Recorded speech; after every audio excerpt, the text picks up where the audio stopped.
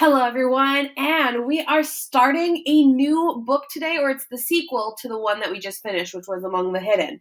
Where we left off in Among the Hidden. So, Luke, he was kind of sort of discovered in a way, but it kind of sort of worked out because someone was able to get him a new ID, and he is no longer going to be at home. He is now taking on a new identity. He's going to be in a new place, and so this one is called Among the Impostors. Let's read the back just to give ourselves a little bit of a preview. So, out of hiding into danger. Luke Gardner is an illegal third child. All his life has been spent in hiding. Now, for the first time, Luke is living among others. He has assumed a deceased boy's identity and is attending Hendrick's School for Boys, a windowless building with cruel classmates and oblivious teachers. Luke knows he has to blend in, but he lives in constant fear that his behavior will betray him. Then, one day, Luke discovers a door to the outside. He knows that beyond the walls of Hendrick's lie the secret he is desperate to uncover. What he doesn't know is whom he can trust and where the answers to his questions may lead him. So, we shall start this book and find out where it takes us.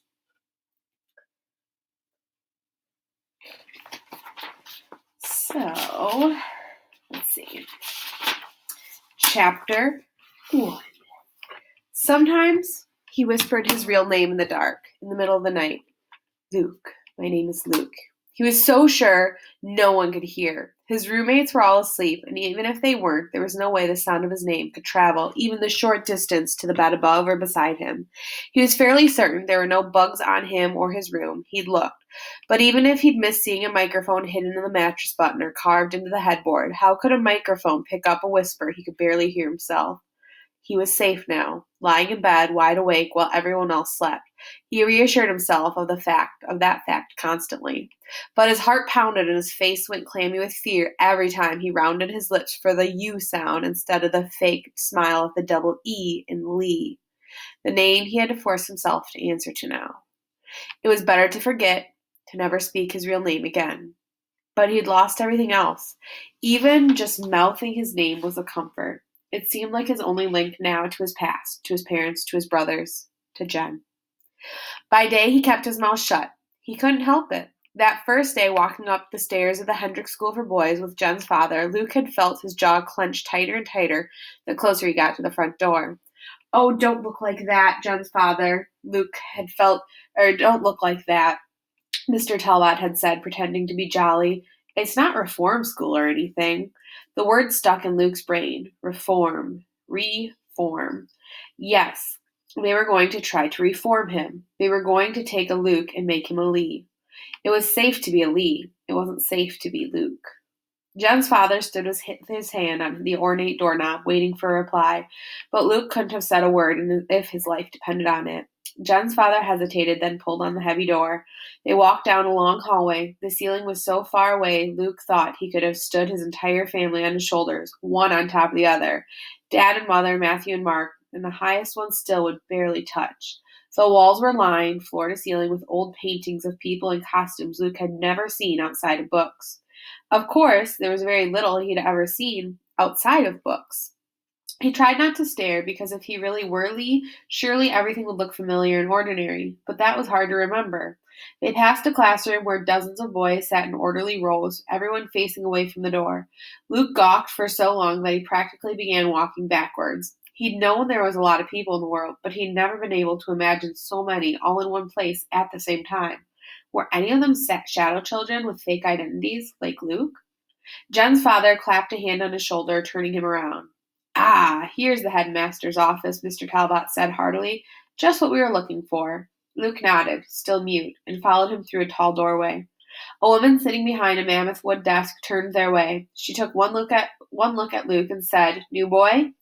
"Lee Grant," Jen's father said. "I spoke with the master about him last night." "It's the middle of the semester, you know," she said warningly. "Unless he's very well prepared, he shan't catch up and might have to repeat." "That won't be a problem," Mr. Talbot assured her. Luke was glad he didn't have to speak for himself. He knew he wasn't well prepared. He wasn't prepared for anything. The woman was already reaching for files and papers.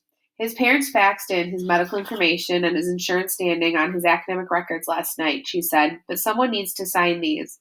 Jen's father took the stack of papers as if he autographed other people's documents all the time. He probably did. Luke watched Mr. Talbot flip through the papers, scrawling his name here, crossing out a word or a phrase or a whole paragraph there. Luke was sure Jen's father was going too fast to actually read any of it.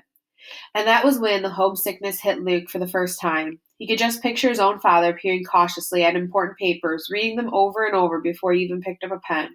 Luke could see his father's rheumy eyes squinted in concentration, his brow furrowed with anxiety. He was always so afraid of being tricked. Maybe Jen's fathers didn't care. Luke had to swallow hard then.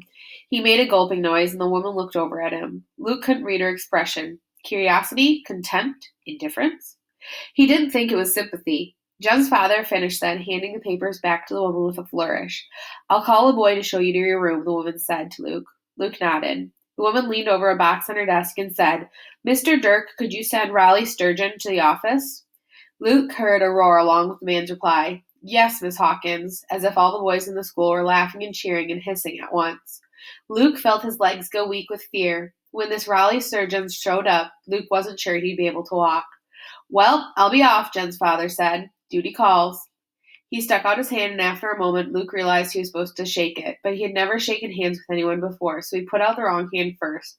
Jen's father frowned, moving his head violently side to side and glaring pointedly at the woman behind the desk. Fortunately, she wasn't watching. Luke recovered. He clumsily touched his hand to Jen's father's. "Good luck," Jen's father said, bringing his other hand up to Luke's too. Only when Mr. Talbot had pulled both hands away did Luke realize he'd placed a tiny scrap of paper between Luke's fingers. Luke held it there until the woman turned her back, then he slid it into his pocket. Jen's father smiled. "Keep those grades up," he said, "and no running away this time, you hear?" Luke gulped again and nodded, and then Jen's father left without a backward glance. Chapter 2. Luke wanted to read the note from Mr. Talbot right away. He was sure it would tell him everything he needed to know how to survive Hendrick's School for Boys. No, to survive anything that might come his way in this new life, outside of hiding. It was just one thin scrap of paper. Now that it was in his pocket, Luke couldn't even feel it there, but he had faith. Jen's father had hidden Luke from the population police, double-crossing his own employer. He'd gotten Luke his fake ID, so he could move about freely as anyone else, anyone who wasn't an illegal third child. Jen's father had risked his career helping Luke. No, it was more than that. He'd risked his life. Surely Mr. Talbot would have written something incredibly wise. Luke slid his hand into his pocket, his fingertips touching the top of the note. Miss Hawkins was looking away. Maybe. The door opened behind Luke. Luke jerked his hand out of his pocket. "Scared you, didn't I?" a boy jeered. "Made you jump." Luke was used to being teased. He had older brothers, after all, but Matthew and Mark's teasing never sounded quite so mean.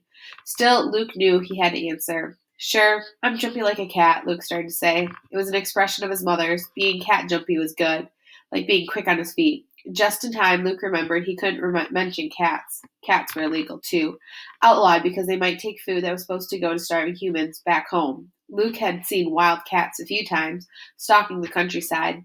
Dad had liked having them around because they ate rats and mice that might eat his grain.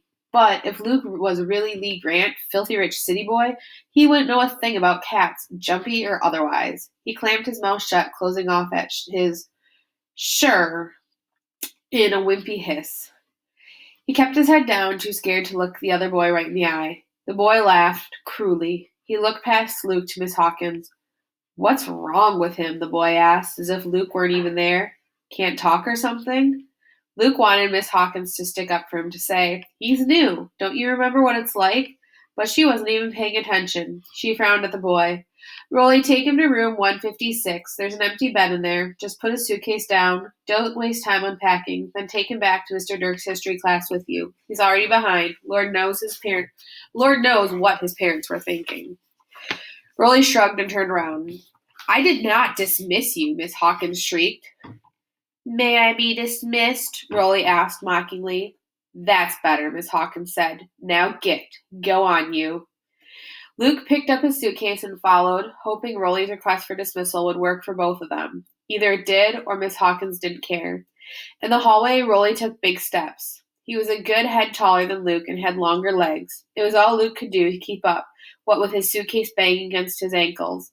Rolly looked back over his shoulder and started walking faster. He raced up a long stairway. By the time Luke reached the top, Rolly was nowhere in sight.